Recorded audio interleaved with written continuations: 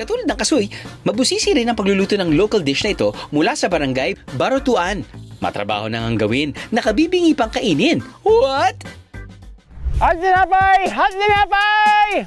Bili-bili na! Hot tinapay! May tinapay? Ay, naku. Sarap po nito.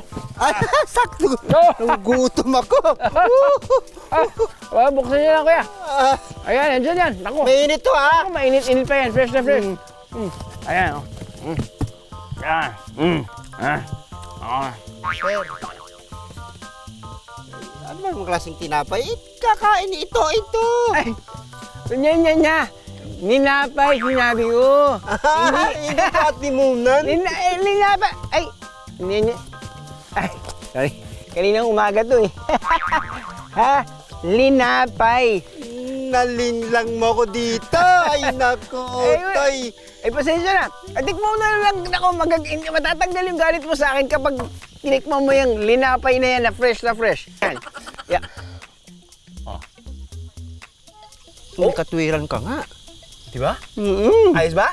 Bigyan pa kita ng tinapay para makita. Ito pa na. Ha? Ayos ba? Uy, Sir, Saan mo na? Ha? Tipes! Walang halong panlilinlang. Ang linapay ni Nanay Violeta. Nakabibingi, nakakaloko raw sa sarap. Yung maubos, mga 1 oras ko lang ikot-ikot. Kasi marami akong mga suki.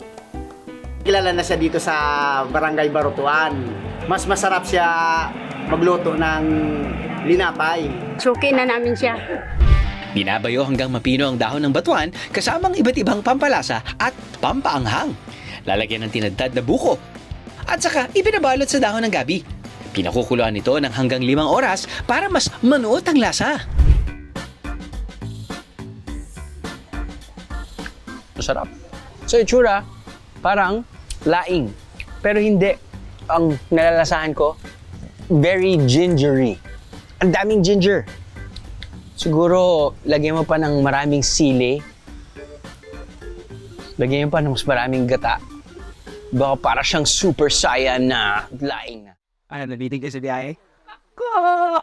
All you gotta do is just subscribe to the YouTube channel of GMA Public Affairs and you can just watch all the Behind the Drew episodes all day, forever in your life. Let's go! Yeehaw!